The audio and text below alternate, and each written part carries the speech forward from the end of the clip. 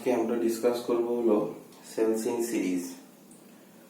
So cells বলতে যার মধ্যে ইলেকট্রোমোটিভ ফোর্স, সেলস বলতে আমরা কি বুঝবো ইলেকট্রোমোটিভ ফোর্স। তো এখানে আমরা কি নিলাম, এখানে আমরা দুটো সেল নিলাম, একটা হলো E1 যার ইন্টারনাল রেজিস্ট্যান্স হলো R1, একটা সেল নিলাম E2 যার ইন্টারনাল রেজিস্ট্যান্স হলো R2। ঠিক আছে, প্রথম সেলটা যার নাম E1 যার ইএমএফ হলো E1, তার সঙ্গে সেল মানে কি ইন্টারনাল রেজিস্ট্যান্স সঙ্গে থাকবে, তার সঙ্গে একটা ইন্টারনাল রেজিস্ট্যান্স আছে সেটা R1, আরেকটা সেল E2 যার ইএমএফ E2 যার ইন্টারনাল রেজিস্ট্যান্স R2। ফলে E1 টা আমরা কানেক্ট করলাম কার মধ্যে, E1 আমরা কানেক্ট করলাম A আর B এর মধ্যে, আর E2 টা কানেক্ট করলাম আমরা B আর C এর মধ্যে। তাহলে প্রথমে আমাদের কি বের করতে হবে, প্রথমে আমাদের বের করতে হবে যে ভোল্টেজ A থেকে B, ভোল্টেজ আমরা কি লিখতে পারি, আমরা লিখতে পারি VB মাইনাস VA। আবার B থেকে C আমরা ভোল্টেজ কি লিখতে পারি, VC মাইনাস VB। ঠিক, এবার আমরা জেনেছিলাম যে EMF ইজ ইকুয়াল টু কি হয়, EMF ইজ ইকুয়াল টু হয় I into R plus I into small r। মানে কি EMF is equal to voltage, external resistance এর across এ voltage plus internal resistance এর across এ voltage আমরা লিখতে পারি। মানে কি E is equal to this লিখতে পারি। তাহলে আমরা এখান থেকে কি লিখতে পারবো, এখান থেকে V is equal to লেখা যাবে না I into small r, E minus I into small r লেখা যাবে না, potential drop।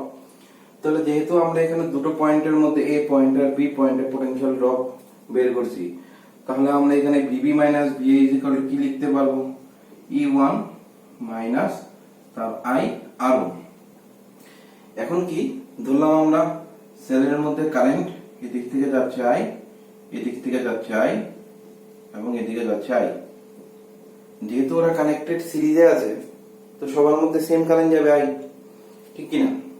তাহলে আমরা VC মাইনাস VB কে কি লিখতে পারতাম, E2 মাইনাস I R2 লিখতে পারতাম না? আমরা VA B আর VBC বের করলাম। এবার আমাদের সবটা সার্কিটের মধ্যে বের করতে হবে কি VAC, VAC কে কি লিখতে পারবো, VC মাইনাস VA। এবার এই VC মাইনাস VA কে আমরা কি লিখতে পারবো, এটাকে লিখতে পারবো হলো যে VB minus VA plus VC minus VB। ঠিক আছে না? তাহলে প্লাস VB মাইনাস VB কেটে যাবে, তাহলে VC মাইনাস VA থাকবে। তাহলে VB মাইনাস VA এর জায়গাতে ভ্যালুটা পুট করে দেব E1 মাইনাস I R1, আর VC মাইনাস VB এর জায়গাতেও ভ্যালুটা পুট করে দেব plus E2 minus I R2। তাহলে সেখান থেকে কি হবে, সেখান থেকে E1 প্লাস E2 থাকবে আলাদাভাবে, I যদি আমরা একটা কমন নিই তাহলে লিখতে পারবো R1 প্লাস R2। ঠিক, মানে কি, মানে দেখো আমাদের এখানে তাহলে ভোল্টেজ গুলো বা ইএমএফ গুলো আলাদা হয়ে গেল, এই টার্ম গুলো ইএমএফ গুলো হয়ে গেল আলাদা, আর এখানে ইন্টারনাল রেজিস্ট্যান্স হয়ে গেল আলাদা। তাহলে এই টার্মটাকে আমরা লিখতে পারবো কি ই ইকুইভ্যালেন্ট, আর এই টার্মটাকে আমরা লিখতে পারবো কি আর ইকুইভ্যালেন্ট।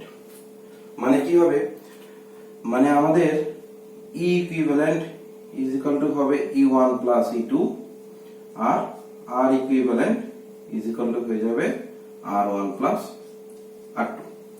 ঠিক আছে কিনা? তাহলে এই হয়ে যাবে আমাদের, যদি সেলস গুলি সিরিজে থাকে তাহলে ইকুইভ্যালেন্ট, টোটাল ইকুইভ্যালেন্ট ইএমএফ এর এক্সপ্রেশন E1 প্লাস E2, আর টোটাল ইকুইভ্যালেন্ট ইন্টারনাল রেজিস্ট্যান্স এর এক্সপ্রেশন R1 প্লাস R2। ঠিক আছে কিনা? এবার যদি সেলগুলোকে আমরা কি করতাম, এবার যদি সেলগুলোকে আমরা একটু ঘুরিয়ে দিতাম, যে একটা সেলস আছে পজিটিভ নেগেটিভ, তার ইন্টারনাল রেজিস্ট্যান্স R1, আর একটা পজিটিভ নেগেটিভ এদিকে তার ইন্টারনাল রেজিস্ট্যান্স R2, তার R1 তার R2 তার E2 তার E1। যেটা তখন দেখো আমরা প্রথম কেসটাতে কি করেছি, পজিটিভ নেগেটিভ মানে নেগেটিভ পজিটিভের সঙ্গে কানেক্টেড, এখানে আমরা কি করেছি নেগেটিভ পজিটিভের সঙ্গে কানেক্টেড। ঠিক আছে কিনা ফার্স্ট কেসটা? এবার যদি এটাকে আমরা ঘুরিয়ে দিতাম, কি করতাম, এটাকে আমরা নেগেটিভ বানিয়ে দিতাম আর এটাকে আমরা পজিটিভ বানিয়ে দিতাম, তাহলে নেগেটিভের সঙ্গে কানেক্টেড যদি হতো তখন আমাদের ইকুইভ্যালেন্ট ইকুইভ্যালেন্ট ইএমএফ এর এক্সপ্রেশনে কি হয়ে যেত, এখানে আমরা মাইনাস লিখতে পারতাম, আমরা কি লিখতে পারতাম, মাইনাস লিখতে পারতাম। কিন্তু আর ইকুইভ্যালেন্ট কি হতো, সেমই হতো, R1 plus R2 is equal to R equivalent হতো, কিন্তু তখন কি চেঞ্জ হয়ে যেত, ইএমএফ চেঞ্জ হয়ে যেত, টোটাল ইন্টারনাল রেজিস্ট্যান্স সেম থাকতো, আর ইএমএফ কি হয়ে যেত, E1 মাইনাস E2। কখন, যখন আমরা নেগেটিভ এর সঙ্গে নেগেটিভ, পজিটিভ এর সঙ্গে পজিটিভ এরকম কম্বিনেশনে যদি রাখতাম, মানে সেলগুলোকে যদি একটাকে পোলারিটি পজিটিভ ধরে আরেকটার পোলারিটি যদি নেগেটিভ টু পজিটিভ করতাম, তখন আমাদের ইএমএফ এটা আসতো। আর যদি সবগুলি যদি সেম পোলারিটি রাখতাম, পজিটিভ নেগেটিভের সঙ্গে কানেক্টেড, अगेन সেই নেগেটিভটার সঙ্গে আবার একটা পজিটিভ কানেক্টেড, যেরকম ভাবে আমরা এই ফিগারটাতে ড্র করেছি, তখন আমাদের এক্সপ্রেশনে কি আসতো, টোটাল ইকুইভ্যালেন্ট ইএমএফ আসতো E1 প্লাস E2। ঠিক আছে কিনা? এবার আমাদের ধরতে হবে কি, এবার আমাদের বের করতে হবে যে ম্যাক্সিমাম কারেন্টের এক্সপ্রেশন কি হতে পারে। ম্যাক্সিমাম কারেন্টের এক্সপ্রেশন তোমার expression for maximum current in series। ঠিক আছে, এবার আমরা ধরলাম কি, এবার আমরা ধরলাম যে আমাদের এবার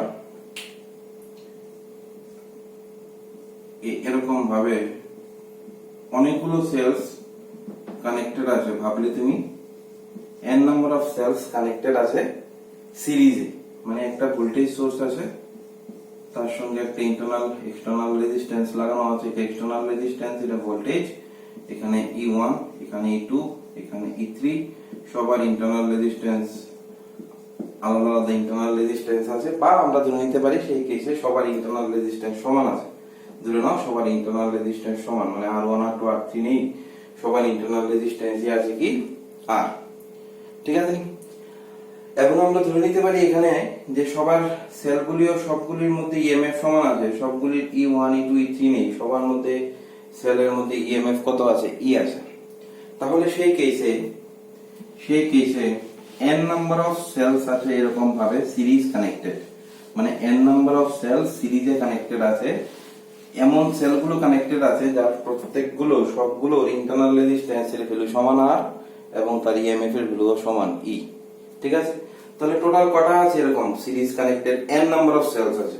তো দুটো সেলস যদি থাকতো, টোটাল ইন্টারনাল রেজিস্ট্যান্স কত হতো, 2R। দুটো রেজিস্ট্যান্স থাকলে টোটাল ইন্টারনাল রেজিস্ট্যান্স কি হতো, সাম।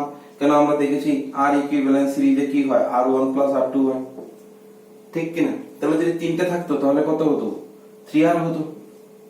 তো যদি n নাম্বার অফ R থাকতো, এরকম ভাবে n নাম্বার অফ থাকতো, তাহলে কত হতো, nR হতো। তাহলে টোটাল ইন্টারনাল রেজিস্ট্যান্স কত আসতো, nR হতো। যখন n number of cells connected in series, তখন nR আসতো। টোটালি এক্সটার্নাল রেজিস্ট্যান্স কত আছে, একটাই তো এক্সটার্নাল রেজিস্ট্যান্স আছে R। তাহলে টোটাল রেজিস্ট্যান্স আমরা কি লিখতে পারি, টোটাল রেজিস্ট্যান্স আমরা লিখতে পারি external resistance plus internal resistance, মানে capital R plus small nR। ঠিক আছে, এটা কি হয়ে যাবে, টোটাল রেজিস্ট্যান্স হয়ে যাবে। এবার আমরা বের করছি কি, আমরা বের করছি টোটাল কারেন্ট বের করছি। তো total current is equal to কি হবে, total EMF by total resistance, total EMF by total resistance. Total EMF কত হবে, এখানে একটা সেলস আছে, প্রত্যেকটা সেলসের ইএমএফ হলো E। আমরা কি দেখেছিলাম, টোটাল ইএমএফ কি হয়, E1 plus E2 plus E3 plus E4 এরকম হয়। ঠিক আছে কিনা? তাহলে এখানে কি হবে, যেহেতু সবগুলোর ভ্যালু সমান E, তাহলে এখানে কটা সেলস লাগানো আছে, n নাম্বার অফ সেলস, তাহলে টোটাল ইএমএফ কি হবে, দুটো সেলস লাগানো থাকলে E1 প্লাস E2 মানে 2E হতো, তিনটে লাগানো থাকলে 3E হতো, n নাম্বার অফ সেলস লাগানো থাকলে কটা হবে, nE হবে। তাহলে টোটাল ইএমএফ কত হবে আমাদের এখানে, nE। টোটাল রেজিস্ট্যান্স কত পেলাম, R প্লাস nR। তাহলে সেটা কি হয়ে যাবে, টোটাল কারেন্ট হয়ে যাবে। ঠিক আছে কিনা, কারেন্টের এক্সপ্রেশন পেলাম। এবার কারেন্টের এক্সপ্রেশনটা ম্যাক্সিমাম, কারেন্টটা ম্যাক্সিমাম হওয়া মানে কি, ডিনোমিনেটরটা মিনিমাম হওয়া। তো ডিনোমিনেটর টার্ম কত আছে, R প্লাস nR মিনিমাম আছে। তাহলে R প্লাস nR যখন মিনিমাম হবে, তাহলে when R plus nR is minimum, then maximum current will flow, তখন ম্যাক্সিমাম কারেন্ট ফ্লো করবে। তাহলে ম্যাক্সিমাম কারেন্টের কন্ডিশন আমরা কি লিখতে পারবো? ম্যাক্সিমাম কারেন্টের কন্ডিশন আমরা লিখতে পারবো যে কারেন্ট ম্যাক্সিমাম হবে আইদার একটা না, ফার্স্ট কেস কি, আইদার আর যদি অনেক বড় হয় এনআর থেকে, তাহলে আমরা এনআর টার্মটাকে নেগলেক্ট করে দেব।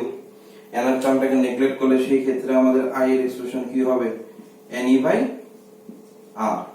2 নম্বর কেস হতে পারে কি, যদি আর যদি এনআর থেকে অনেক ছোট হয়, তখন আমরা ক্যাপিটাল আরটাকে নেগলেক্ট করে দেব, তখন আমাদের কারেন্টের এক্সপ্রেশন কি হয়ে যাবে?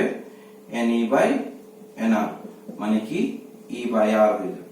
তাহলে আমরা ম্যাক্সিমাম কারেন্ট দুটো কন্ডিশনে পেতে পারলাম। দুটো কন্ডিশনে পেলাম। কি কন্ডিশনে? একটা এক্সটার্নাল রেজিস্ট্যান্স যদি ইন্টারনাল রেজিস্ট্যান্স থেকে অনেক বড় হয়, তখন ইন্টারনাল রেজিস্ট্যান্সকে নেগলেক্ট করে আমরা একটা কারেন্টের এক্সপ্রেশন পেলাম। 2 নম্বর কেসে কি, যখন এক্সটার্নাল রেজিস্ট্যান্স থেকে ইন্টারনাল রেজিস্ট্যান্স অনেক বড় হয়, তখন আমরা এক্সটার্নাল রেজিস্ট্যান্সকে নেগলেক্ট করে ইন্টারনাল রেজিস্ট্যান্সের টার্মসে একটা এক্সপ্রেশন পেলাম কারেন্টের। দুটোই কারেন্ট যে পেলাম, এই যে দুটো কারেন্টে পেলাম, এখানে যদি তুমি 1 নাম্বার দিতে, এখানে যদি 2 নাম্বার দিতে, দুটোই তো স্পেশাল কেস। তাহলে 1 নাম্বার 2 নাম্বার দুটোই কিন্তু ম্যাক্সিমাম কারেন্টের কন্ডিশন। কখন ম্যাক্সিমাম কারেন্টের কন্ডিশন? হ্যাঁ, ম্যাক্সিমাম কারেন্টের কন্ডিশন হলো যখন সেলস গুলি আছে সিরিজে। Expression for maximum current in series মানে কি, যখন সেলস গুলো সিরিজে থাকবে তখন ম্যাক্সিমাম কারেন্টের এক্সপ্রেশন। বুঝতে পারলে কিনা? তাহলে এটা হলো সেলস ইন সিরিজ।